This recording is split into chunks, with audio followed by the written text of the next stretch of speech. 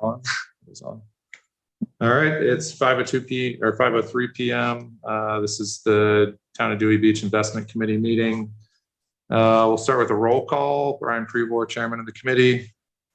Others, go ahead. Bernie Krause, member. Dennis Trencher, member. Jimmy Lee, member.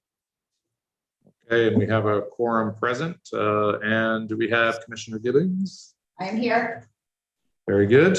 Okay, we have our full complement -1, but we have a quorum. First item of business is to vote to adopt the agenda. The agenda was posted publicly. Do we have a motion to adopt the agenda? I'll make the motion to adopt. Do we have a second? I second. We have a second. All in favor, say aye. Aye. Aye. Any opposed? None. Passes unanimously. We need a secretary to record the minutes. Bernie, are you able to record our I am. minutes? Our usual duties. Thank you, Bernie. So we will review and potentially vote on the last committee's meeting minutes, which also were posted publicly. Has everybody had a chance to review the minutes from the last committee meeting?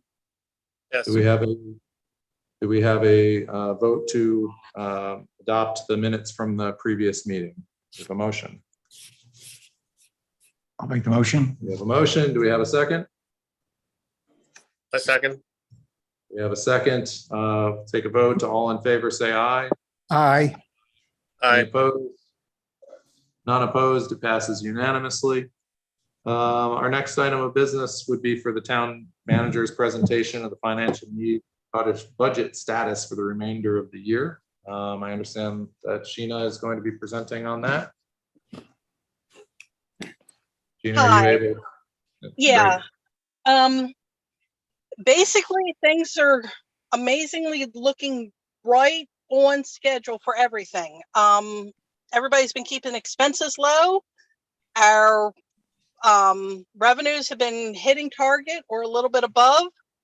And as long as there's no major catastrophe, we've got some already supposedly have a grant for part of the town hall, and we've got money set aside. So knock on wood, as long as it goes well, keep investing and we should be good. Fantastic. We like to hear that. Any questions about the budget from the members of the committee? No. Any questions from Commissioner Gibbons or any of our other guests? Commissioner Persinger? All right. Let's move on then. Keep it moving quickly. Dominic, would you mind giving us a portfolio update? Sure. You have passed out to, for the record, just think to the members of the committee have that material available. Can everyone on the screen hear me? Yeah, that's what I was thinking. Grab one of these chairs. Presentation mode. Great. Well, good evening. Shouldn't take a ton of time. I don't want to take a ton of time for everyone, but just wanted to give kind of an update on the portfolio, kind of where we are. You know, really starting kind of from a macro perspective and kind of how we're thinking about kind of the overall picture. I think it's no surprise that inflation remains kind of a top priority and something obviously we're keeping a close eye on. If you're on page 2 of the deck, certainly on the there's mostly kind of it coming out of the pandemic was a sort of demand driven market or inflation, I should say. As kind of we began this year, it certainly became more of a supply oriented inflationary environment with within certainly commodity inflation kind of being the headline given kind of the conflict in Ukraine. Bottom left kind of chart kind of showing kind of consumer price inflation has really caught up with kind of that wage growth, and so putting some pressure on consumers, and so demand is certainly starting to ease. And given what we have, given inflation, kind of going to the next page, and certainly central banks kind of across the globe are fighting kind of those inflationary pressures by raising interest rates quite sharply. kind of across the board, given high inflation. If you, so in kind of in that environment, right, we haven't seen this type of inflation in 40 years. So given the really the sharp hike in interest rates, it has been, a detriment to bonds, right? So it's been really the worst kind of, call it 6 months in the bond market in really 40 years. We've been in a bull market as rates have kind of continued to decline over time, over time being kind of in the last 40 years. And given that kind of inverse correlation between kind of bond yield and price, as yields start to go up, the price of those bonds come down, and so it's putting some pressure kind of on bonds. If you kind of look at page, so go to kind of page, I would say 7. I think in an attempt to kind of fight this inflation, certainly the Fed has made some drastic moves. Last month raising 75 basis points. Kind of our estimate is, and given the headline inflation numbers kind of this week, that Fed will kind of continue with that aggressive hike, kind of at the 75 basis points to possibly 100 basis point hike to try to really get ahead of inflation. And that's the driver. I mean, we can't control what's happening on the energy necessarily and some of the food price inflation that we've seen. But we can certainly kind of bring inflation down to a degree through raising interest rates, and ultimately by doing so, and if you turn back to page 4, and at the chart down at the bottom left, of the last 11 times the Fed has raised interest rates or gone through undertaking this hiking cycle, 7 have ended in a recession. So that's certainly our biggest risk as we see it, is leading, as the Fed hikes, ultimately you look across the board and no surprise that if you were trying to buy a house 6 months ago versus today, I mean, interest rates have doubled in essentially 6 months. So cost of borrowing is certainly gone way up, and certainly that has affected kind of overall stock markets. If you think of how, companies grow, they grow usually through kind of issuing either new stock if they can, or they're trying to borrow money. And so the cost of borrowing has gone up. And so that tampers the growth of the future growth of those companies. And oftentimes in growth companies, which have led the market for the last, 12 years, money has been cheap.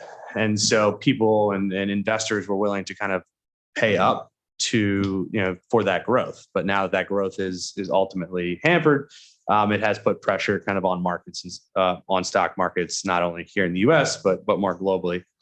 And so I just kind of say to that is, one thing that we're certainly looking at is, if you kind of think of it in kind of 2 to 3 buckets, the first bucket is really markets kind of repricing because of rising rates.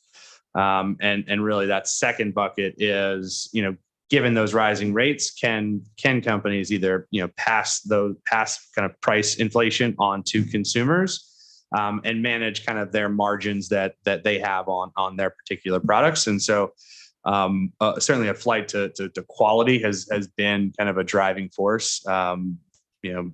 Think of, good cash flowing businesses, what we own in the Towns portfolio and the long-term Beach portfolio has been, why we own those businesses, right? We're looking for pricing power, moats around businesses, good cash flowing, and ultimately that's what companies need to get through any type of recessionary environment.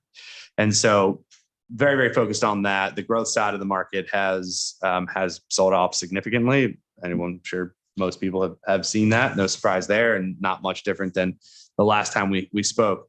But as we kind of look ahead and kind of what are we looking at, or what are we worried about? Certainly a stagflation environment certainly is not something where we want to be. High inflation with zero growth is kind of that stagflation environment. So we want to kind of get through this. And I think some of the positives to highlight, if we're, want to always think about the positives and think about the future, as we can't control the past, but we can certainly look towards the future. I think one of the anomalies, if you look at this period of time versus kind of previous periods, is the job market continues to be really strong. I mean, I think anyone you talk to will say, and we can't hire enough people. We have so much demand. We can't hire. And the job market has changed. And I don't know that anyone really has a silver bullet on on how that change is ultimately going to affect kind of long term. But given all the technological advancements, the ability to work from home, work for yourself, have your own business, that dynamic has kind of run through the overall kind of economy. And how this downturn changes, ultimately, if we have that kind of continued demand and we don't kind of tamper that demand, we're going to continue to see inflation be persistent. Now, that said, if you look historically, inflation of kind of 4 to 6%, markets still do quite well in an environment like that. It's kind of over that kind of 6% mark that markets really, struggle to pass that price on. So we know that inflation is going to be around for a while. We hope that, and we think that any type of recession should be shallow in nature, just given the Fed has the power to kind of shift at any point in time. And we think there's going to be certainly a 75 basis point hike here later this month, and then probably another 50 basis point hike in the next session when the Fed meets. But likely after that, we could see the Fed either stop completely by the end of the year or make some sort of reversal if they send things too quick into a recession. So we're really kind of, the rule is don't fight the Fed, and it is kind of true, right? It's hard to really to go against kind of what they're seeing. So we continue to position portfolios and your portfolio from a conservative perspective. And so if you think about, and we'll go kind of to the portfolio, if you go flip to page 14, I don't like to see negative numbers, but yeah, markets have been down. Overall, if you think about year to date down 10, the market's down 20. So and the hard part is bonds historically have been kind of that anchor to windward when the more of an inverse correlation to equities. As equities sold off, bonds kind of held in there, appreciated a bit during those times. And we're in this period where you had rates at interest rates at zero essentially. And so, they had only one way to go, which was up. And so bonds did bad as equities did bad. So we're kind of in this environment that, but as rates have come up, we certainly have seen opportunities, on the treasury side and some places that we're probably going to be allocating a little bit out of some of the core fixed income and into some kind of shorter duration treasuries. As we're getting 3% in 2-year treasuries. And so why not, from a safety perspective, thinking a recession of some sort is coming, to kind of de-risk a little bit of the portfolio and start kind of adding to short-term treasuries as somewhat of a duration play, but also from a yield and kind of protection play. So that's kind of something that we're kind of looking at right now, and we'll probably be making changes to the portfolio in the next, I would say, within the next week. I would say taking probably 10 to 15% out of the fixed income, kind of the core fixed income, and kind of looking at kind of a laddered, kind of a short under 2-year, and then kind of a 7 to 10 year positioning within the portfolio. So again, we think it's coming. I don't think we can avoid some sort of recession. And so just getting some protection in the portfolio. I'll end with this on the fixed income side. Although fixed income has sold off, and I only kind of stress because a big part of this portfolio is fixed income. And so corporate bonds have sold off given the rising rate environment. We are now at a point where yields kind of north of 3.5% on that particular fund are starting to earn back some of kind of that price appreciation that was lost in the first 6 months of the year. So, we can kind of earn our way out of that. We're not going to sell and lose, but we want to earn our way back to kind of an even stance and start to actually make some money back on the income side, which we are doing. I would say too, even within the strategies, our fixed income team are certainly very, very active in kind of adding treasuries, kind of really making sure kind of, although it's all pretty much in investment grade within what we own here in this portfolio, really making sure quality is there, right? So really taking anything that has any qualities. If you think you go into a recession, right, the spreads, fixed income, both kind of corporate and high yield, spreads starting to widen out. The thought of the threat of default risk kind of becomes present in the fixed income market, and so just really trying to kind of de-risk the bond portfolio as much as we can, and really that's just preservation of capital, right? We're just kind of thinking going into a downturn, how do we preserve capital kind of the best way we can? And so some changes that we'll be making, but nothing major, nothing to note outside of that, just really being focused on it.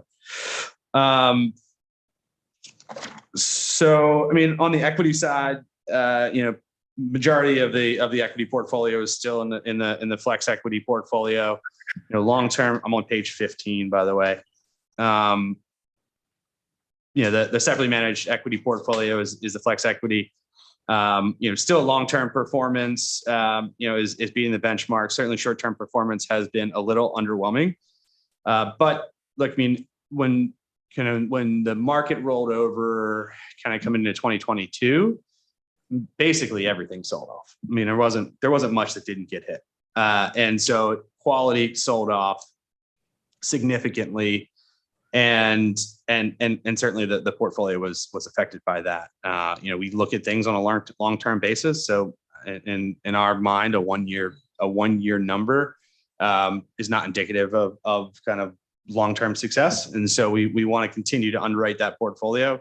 Manish, who runs this portfolio, was in our office 3 weeks ago, and I get to sit down with him kind of one-on-one for about 45 minutes, and kind of was like asking kind of the macro questions, right? Because we, oftentimes think about kind of what's the macro environment, how's that affecting things? And he was like, I don't pay attention to it. He was like, that's not my job. My job is to underwrite businesses who can compound client capital over time. And as long as that company meets all of our criteria and we've invested at a reasonable price, and we own high quality businesses that can have pricing power, have good cash flow, have some sort of competitive mode around their business, that's what we're looking for. That's what's historically been the driving success of that portfolio, and will continue to be going forward. So high conviction, fantastic team behind them, and we'll continue to kind of continue to be invested there. I have no issue with that. The sustainable small cap fund, I mean, just timing. When we invested in we swapped funds at the end of last year, and it's just, I mean, it's basically kept up with the market, but certainly not a whole lot of outperformance. I mean, the same thing with really global leaders as Flex. I mean, that team is one of the better investment teams I think I've ever come across. But parts of that, I mean, it's a global portfolio. So you have companies kind of from all around the world. They've certainly had some turnover within the portfolio, but again, it's short term in nature for the most part, and I don't have any long-term issue with the portfolio. And the emerging markets, I think, is one place that is looking. I would say China is looking a bit more attractive, given that we're now in a rising rate, tightening environment. They're in a very opposite perspective, right? They're easing, they're cutting, and still growing. So different markets feel kind of comfortable with that allocation, given that China's a larger part of that portfolio. So all in all, I don't have any issues. We underwriting these managers kind of on a monthly basis and feel good about the overall allocation. only change we're going to really make is on the fixed income side of things. And that's just really a de-risking a large portion of the portfolio. The short-term funds, I mean, very similar. I would say that now, you know, we on the cash side, we've been utilizing 3-month treasury notes, and that one's about to roll off. So given that we're, you know, going to raise rates again, the Fed's going to raise rates again, we're going to continue to kind of roll those 3-month T-bills for on the cash side. On the fixed income side, we own the intermediate income, which is the same fund that we owned in the Beach Replenishment Long Fund. And again, really a timing thing, right? We bought that, you know, I think middle of last year, and it's just been a tough place to invest. But you know, again, yields have come way back on that fund, and you know, feel fine about it longer term. So don't have any issues on the two short-term portfolios. But I'm going to stop there. It's a lot of information, and I'm sure tired of hearing me talk. Anyone on the screen have any questions? Anyone here? No questions. I have a few questions. Sure. Thank you. Great review as usual. Mhm. I mean, I'll start with my observation, which is always to look at sort of overall performance. Obviously, it's been a tough, at least quarter, if not the full year. I mean, generally, you know, my feeling is the performance is actually pretty good. I think you're keeping pace with the market. You're beating it in some places, doing a little worse in other places, but that's kind of the name of the game.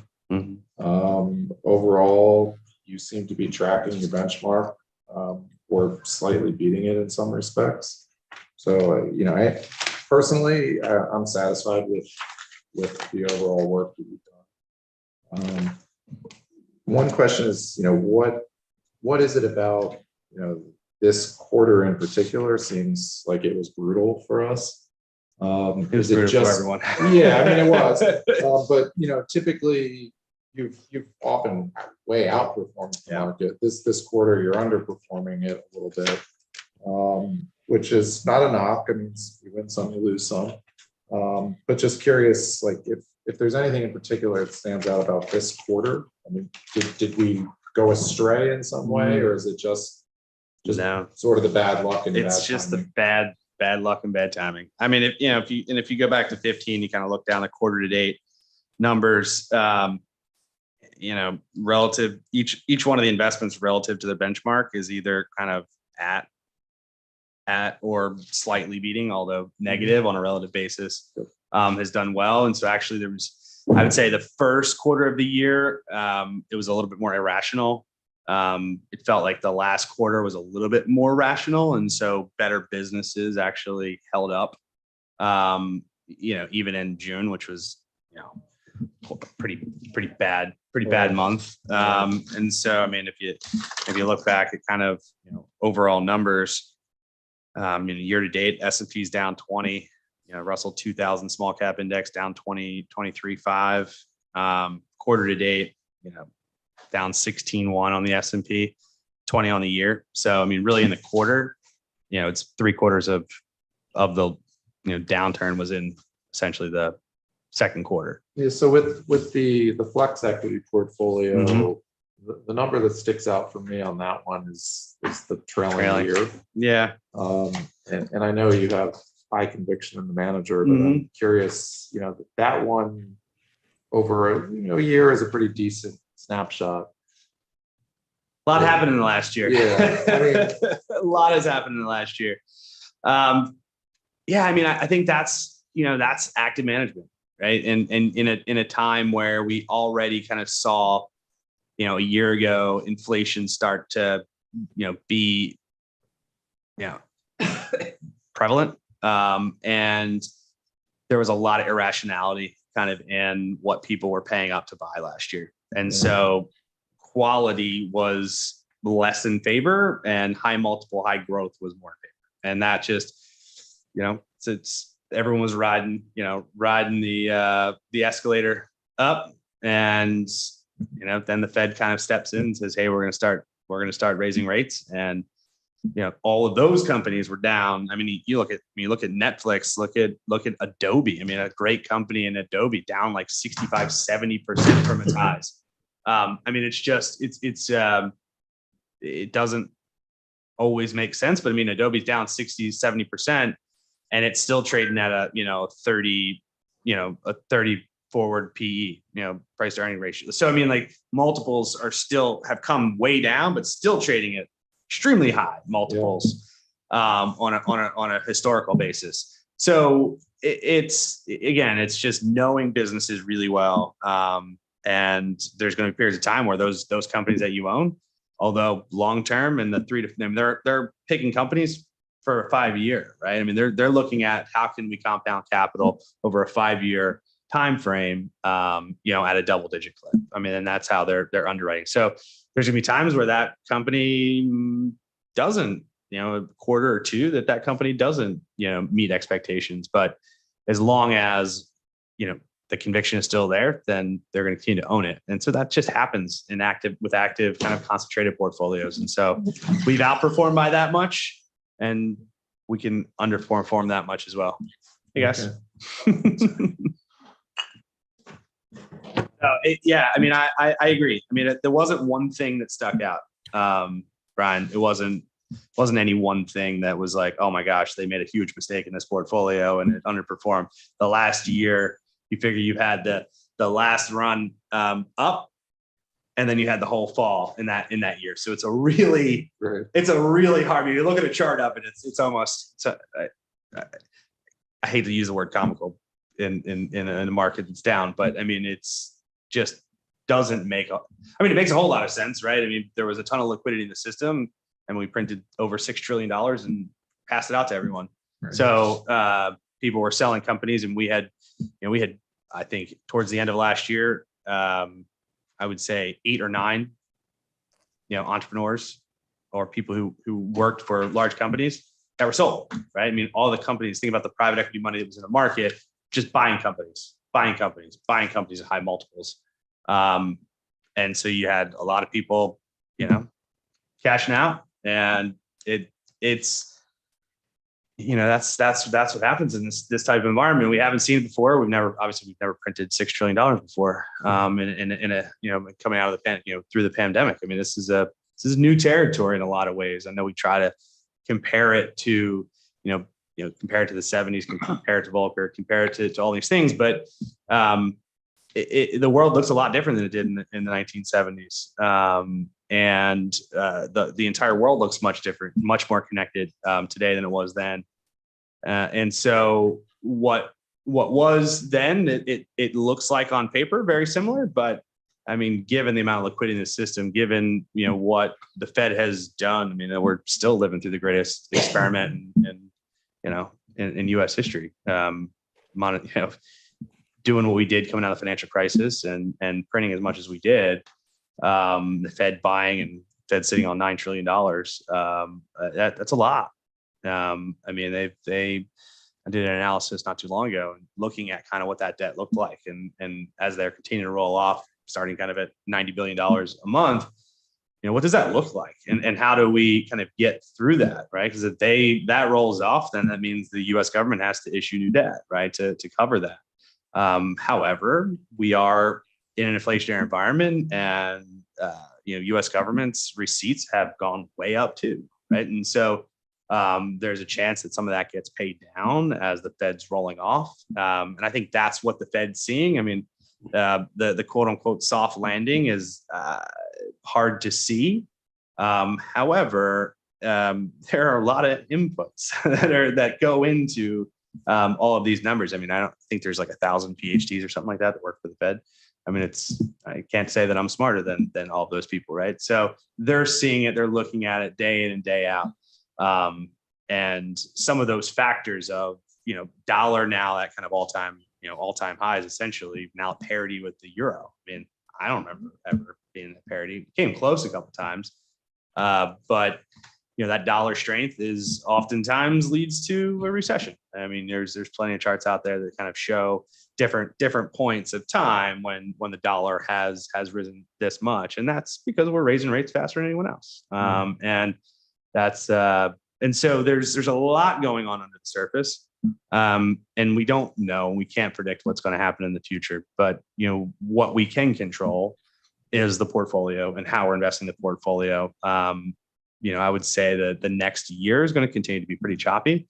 There could be some opportunities. There could be some opportunities. Certainly, I know we can't really invest in high yield, but if you, I think there's a good slide in here, or a good chart in here that kind of talks to the might be in the back.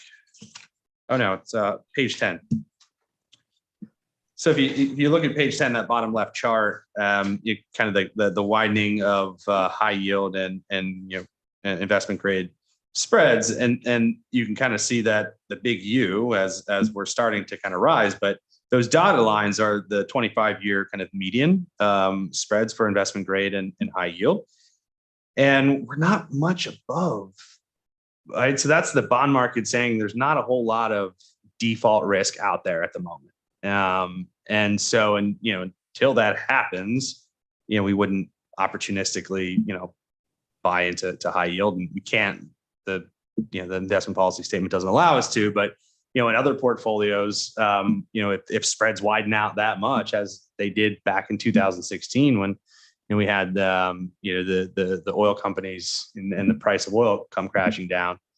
High yield spreads kind of completely blew out, and we had this incredible opportunity to invest in high yield, and we were returning 10 to 20% a year in high yield bonds, right? Because that was just an opportunity in the market presented, and so that's just, those are the kinds of things that we're looking at. We're looking out for dislocations in the market, but right here, right now, we're just thinking about protecting capital. And if we go into a recession, what are those risks? And I think there's some of the things we're looking at.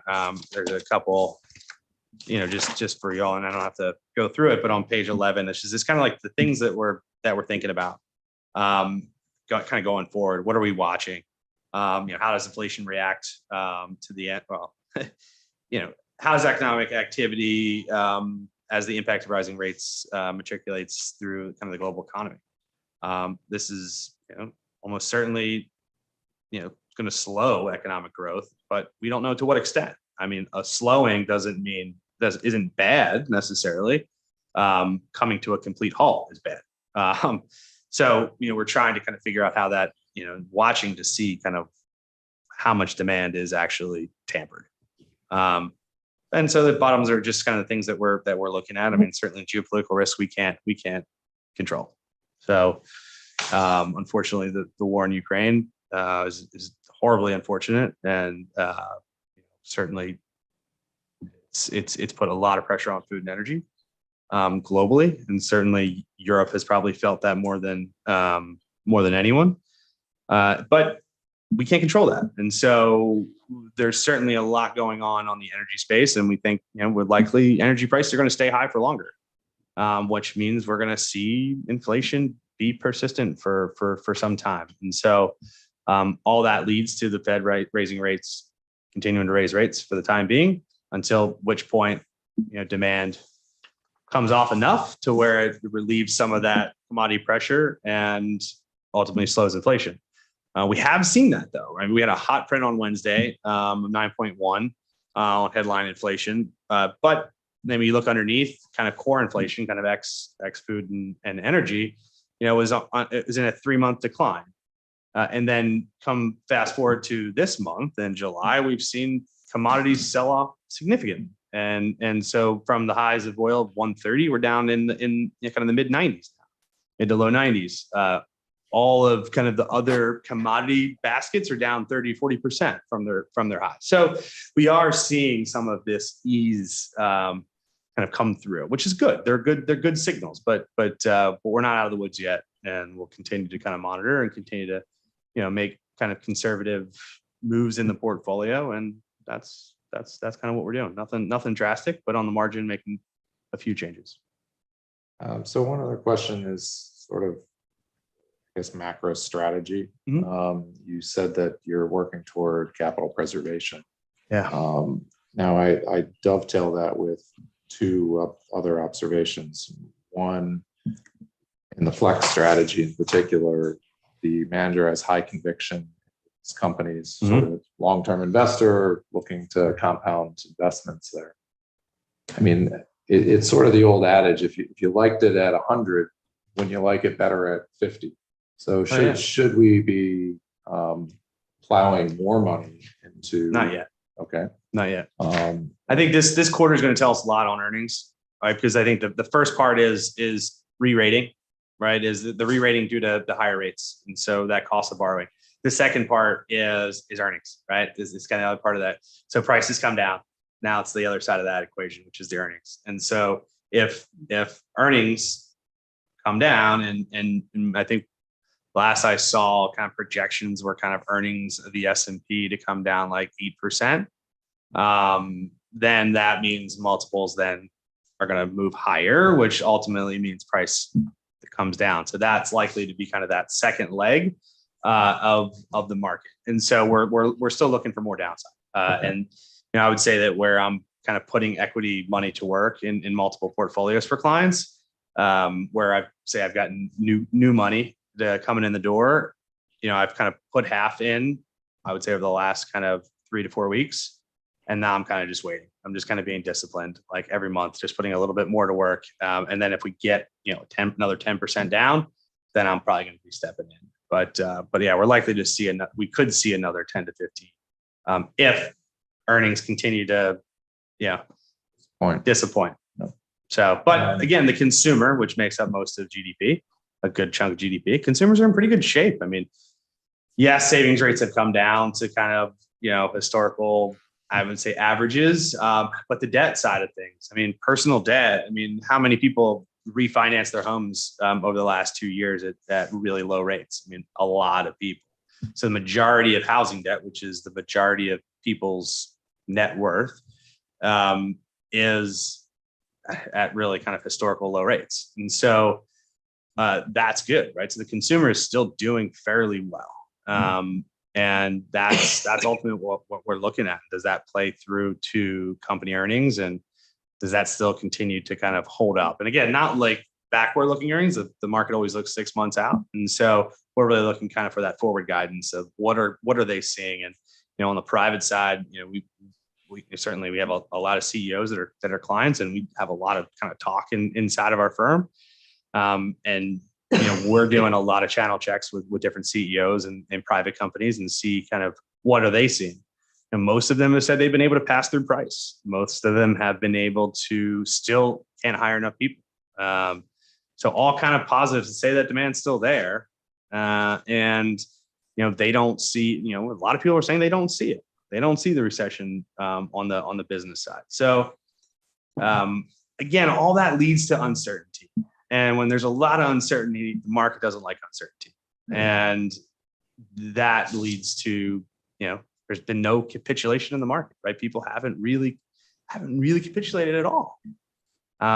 So, and at the end of the day, the market's still here where it was a year ago, right? And that's after a huge rise since. So I don't know. So related question, as you mentioned, high yield is pretty big rates on high yield right now. Oh yeah. Climbing. Mm-hmm. That's not currently permitted in our No. portfolio.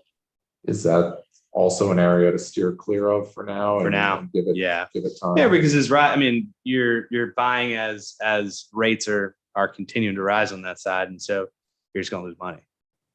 However, once those spreads do widen all the way out and rates kind of get to that point, you get all that total return on the other side. As spreads start to tighten back up, you don't get that same level of yield, but you get all that price appreciation on the downside. And so it's a really attractive, kind of a trade, if you will, maybe not a long term. So we're watching it, but not making any type of strategic moves in and out of high yield at this point. Those are all the questions I have at the moment. I think it will dovetail with our next topic. Yeah. But let me open it up to the crowd. Anybody else, any other members of the committee have questions? Well, all of the comments that Dominic's made, I see it in the contracts I support. The same thing. Everything you said, people that are available, pricing, it's all the same. It's so my little snapshot of the world. Yep, you're right on. Yeah. Well, And a lot that's- of companies are being bought. There's a lot of There's a lot of liquidity out there. Yeah. There's still a lot of dry powder on the sidelines that's not doing anything. And, you'll see, you'll see it, right? The good companies will survive like they have before, but, companies that are highly levered and, don't have a runway for growth and can't finance it, they're going to struggle. But, a lot of the companies that issue debt are more mature businesses, right? Because a lot less public companies out there today than there were, say, 25 years ago, half. And all that money is in the private markets, and you have you have a ton of ways to access capital outside of you have a lot of private credit funds that lend to where they couldn't get traditional financing. So we're keeping a close eye on that side. So we have a whole private debt in our private equity portion of Brown Advisory. And so, we're looking at it from every possible angle we can look at it from. And so, as we learn more, we'll keep the committee updated. But I don't think there's any major things we need to be doing today outside of just, maybe adding some more treasury exposure. Any other questions from members of the committee? Any questions from our commissioner liaison? No, thank you. Commissioner Persinger, any questions? All right, then why don't we move on to our next topic, which is possible revisions to the investment policy implementation plan. We had recently, at our last meeting, I believe it was, made changes to the investment policy implementation plan. We effectively did two things in conjunction with the change to the town council changing part of the code. We opened up the short-term investments to a modest amount of equities of value character. And in the long-term portion of the portfolio, we had expanded it slightly to allow certain new investments, including real estate funds. We've come to revisit the question, particularly with respect to the short-term investment plan, whether or not that portion of the portfolio should be exposed to the equity market or not. I think we were operating on what I've come to learn is a mistaken assumption about where the assets of the town are held. We thought that more of it was held in Fulton Bank than in fact the case, and that more of the short-term funds are in fact held at Brown Advisory. So the question before the committee is whether or not we should revert, at least for the short-term portfolio, to the guidelines that we had before, which would have prohibited all equity investments in the short-term portfolio. We've seen obviously the erosion in the market particularly with equities, but also in fixed income. Certainly, I think one of Dominic's slides says there's nowhere to hide. And I think that's true. The bond market has been absolutely pummeled. So I don't personally think we're actually going to come out any better by being in a strictly fixed income portfolio. But there's definitely greater volatility and greater risk in the equity portfolio. Although it makes only a small portion of the short-term investments. The short-term investments are intended to be just that, short-term.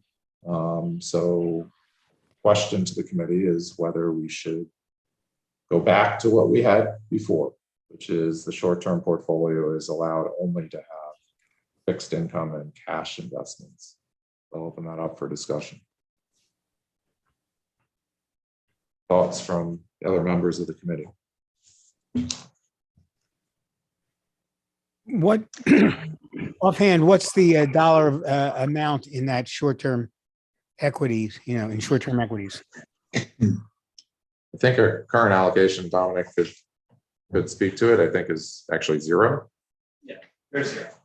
Yeah, so we have not taken advantage of what the implementation plan would allow. So this is a prospective question of whether we should just foreclose it altogether. I would keep it open, but that's me. And I guess a related question is whether, if we were to keep it open, whether the allowable range is appropriate. The range, I believe, is 0 to 10% in the short-term fund. Finding short-term beach replenishment or the short-term general? It applies to both.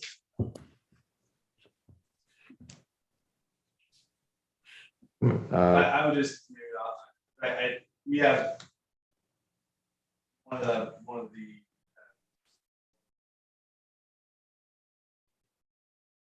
municipalities in Central Valley. On the topic, he said that general funds tend to not have equity, is look at Don't you put in your bedroom? the Delaware state statute, because in some states, valley general funds cannot. So that might just kind of put this to bed altogether. And so I just bring that up to say it might just be a moot point. Probably before making any decisions, before the committee makes any decisions, confirm that first. And that goes directly to a question that I had, is what other municipalities like us are doing. And if, I haven't yet confirmed Delaware, but I do know that Maryland, it is.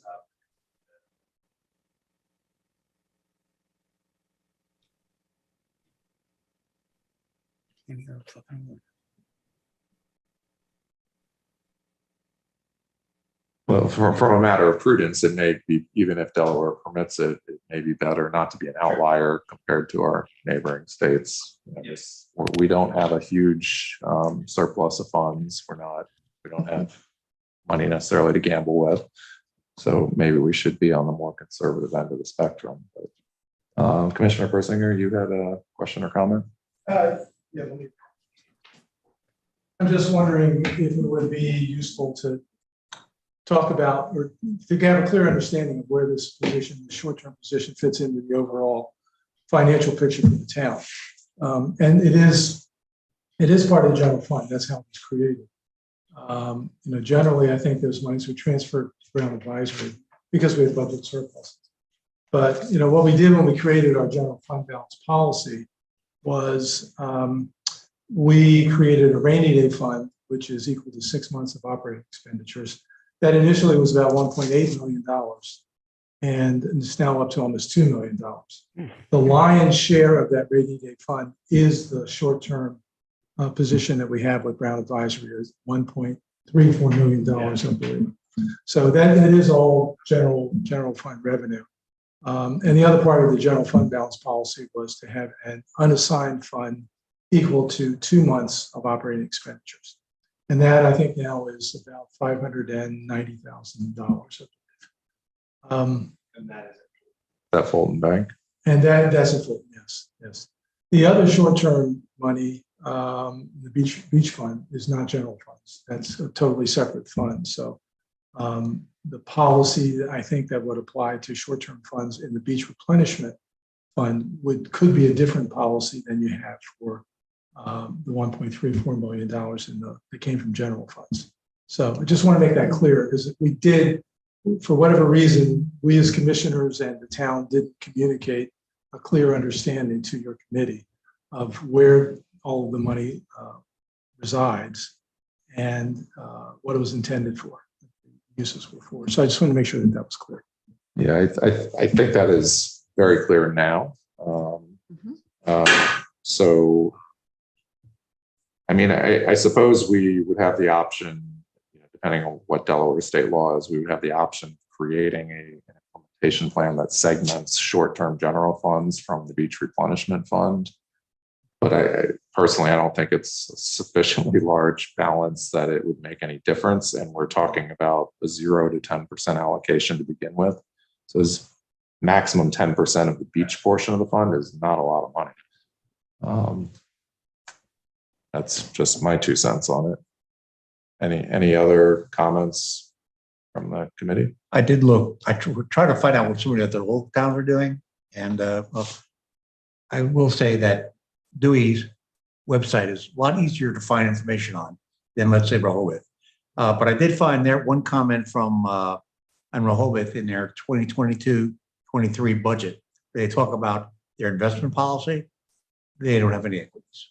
They have just treasuries, savings, checking, and that's it. Yeah, and that was a comment from one of the members of the community that they had observed at Rehoboth, and I think Fenwick Island, I don't recall the second one, but they observed that other neighboring towns don't allow equities in the portfolio.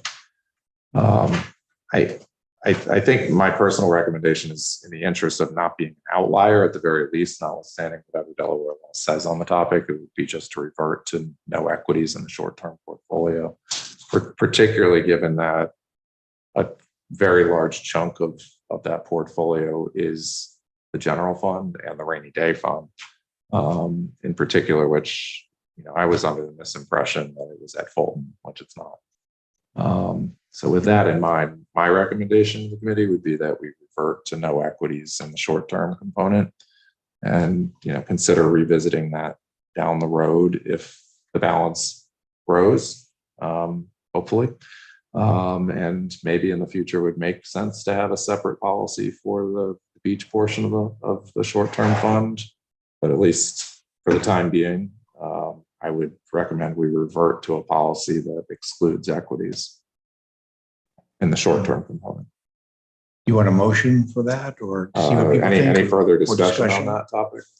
It's okay. I'm sorry. It's okay with me. Okay.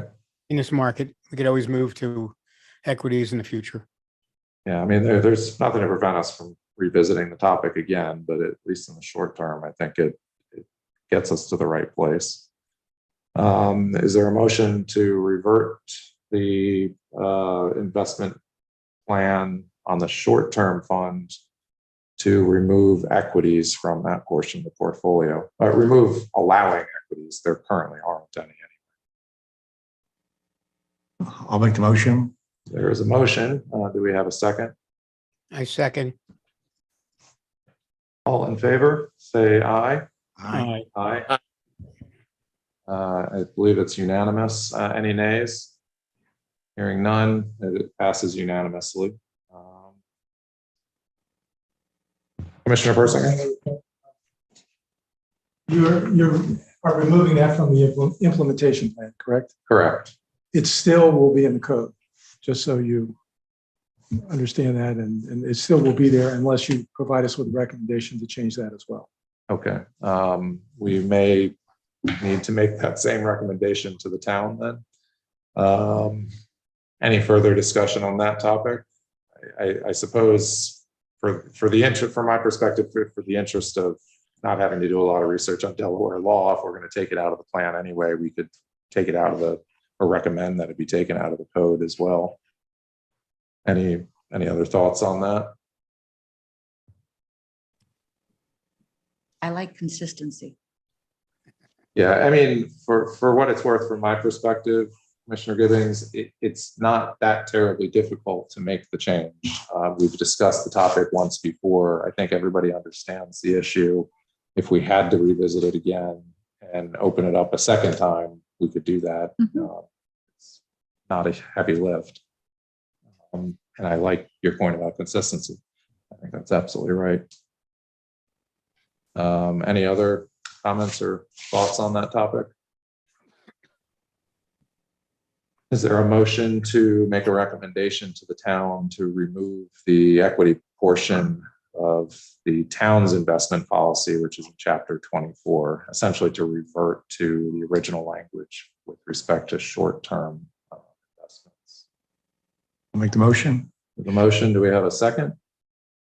Second. We have a second. All in favor, say aye. Aye. Any opposed? Hearing none, it passes unanimously. So we will make that recommendation to the town council. I think that is it, other than next meeting dates is the last meeting, last item on our agenda, where unless anyone has any objection, we'll continue with the second Thursday at 5 p.m. each quarterly month. Next meeting would be October 13th of 2022. And, October 13th. Calendar correct. Mhm.